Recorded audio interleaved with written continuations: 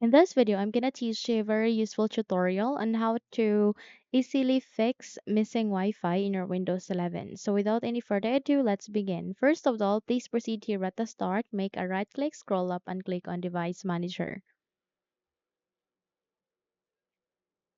Once you've clicked on it, you would be able to see this device manager where here you need to proceed to the network adapters. Click on it, click on this forward arrow key and please choose your wireless LAN card or wireless Wi-Fi driver. So by that, make a right click and click on uninstall device. The moment you click on it before confirming your action, confirming your action and that is to uninstall this one, please ensure this box it is being unchecked.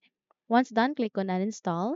And the moment you've clicked on it, you need to select your network adapters, make a right click and click on scan for hardware changes. And the moment you do it, your problem will be fixed. So in a few moments or in a few seconds, you will be able to see your Wi-Fi icon here in your taskbar. Okay? So that's it. If you think this video had helped you a lot, then don't forget to subscribe, hit the like button as well as the bell icon to be updated for more tutorials like this. Thank you for watching and have a good day, everyone.